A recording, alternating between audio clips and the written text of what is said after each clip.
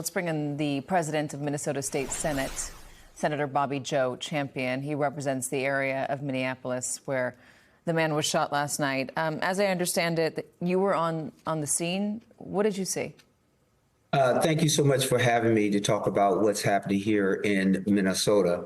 When I got there after the governor had already delivered a speech to Minnesotans, just talking about the decision to remain calm at all times, and that this is an unprecedented attack on Minnesota, and that the administration seeks to provoke our citizens into what I would consider questionable behavior, and use that as a pretense to do some other unseemly things.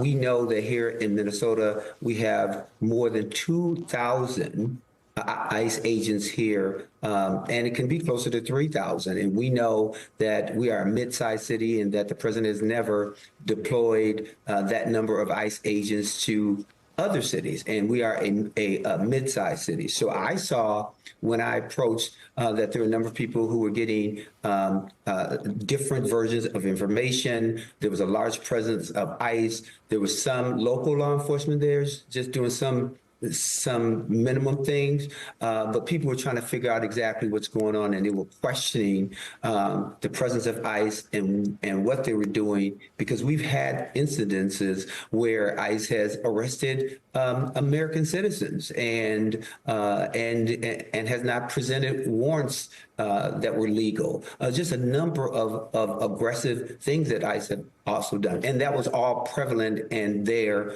when I was present. And here's the other thing that I'll say. I was there trying to keep the peace and just be a calming presence, right? Because I believe in looking out for my constituents. And so I wanted to be a calming presence. And even when I was there videotaping, going live or streaming live, there was a ICE agent who came and stood in front of me with their weapon out, which was like a military weapon, and stood there and was glaring at me the entire time. So those are some of the tactics that we've experienced here in Minnesota, and that has just caused more and more distrust. Yeah. Who were the people that were out last night? I mean, the police chief said it was an unlawful assembly. He said that they were being aggressive toward law enforcement as well, throwing fireworks at them. We've seen this in some of the images. Who were these people? Were these Minnesotans? Were they outside agitators, as the administration or others might be calling them?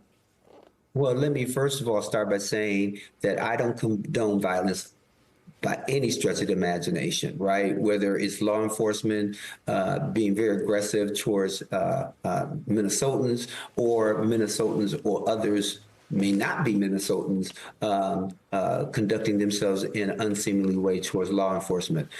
I saw some people who are not from Minnesota.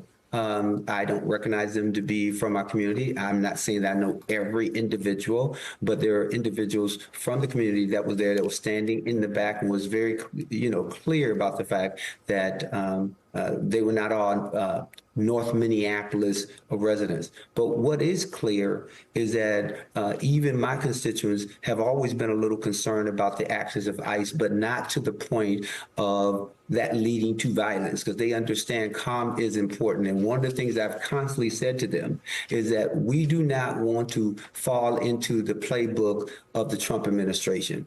I believe, and others believe, that the Trump administration is attempting to provoke us into doing something that we would not be proud of. So I think that's correct. I also wonder if the images and what happened last night is exactly what the administration wants, to make it look like it's a war zone, to make it look like protesters are out of control. And in this case, maybe some of them certainly were. So how do you, as a leader in the community, how do you allow people to protest and to witness and to record these arrests that may or may not be legal, record the tactics that may or may not be too aggressive?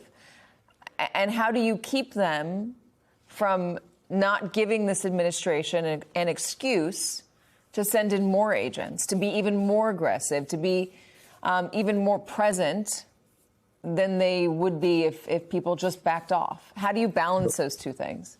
You know, Katie, that's a really good question, and I appreciate you understanding the importance of balance here. How do I do it? One is I remind them of who they are. You know, who they are. We are loving, caring, law-abiding area and state. We have those who will always misbehave and not do some of the things or do things that we're not always proud of. But I also understand that Minnesotans who are law-abiding can get frustrated as well, right? You know, because we see, you know, ICE behaving illegally, changing license plates, wearing masks, pushing people, you know, when they don't need to have gas, that they do it.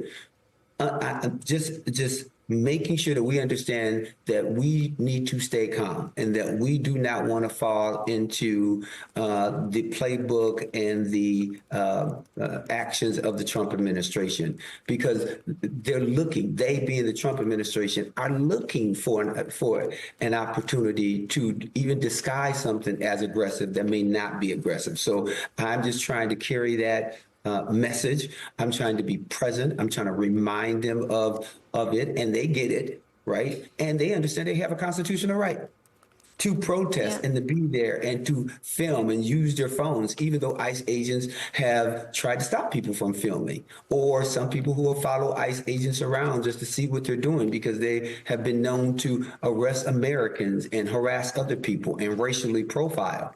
But I encourage my constituents to do it peacefully. Don't do anything that would be a provocation or taken as provocation in order for the ICE agents to behave aggressively or out of control. All right. Senator, thank you so much. I really appreciate your time, and good luck out there, and good luck finding that balance and getting folks to listen to you. I know it's going to be the hardest thing in the world right now.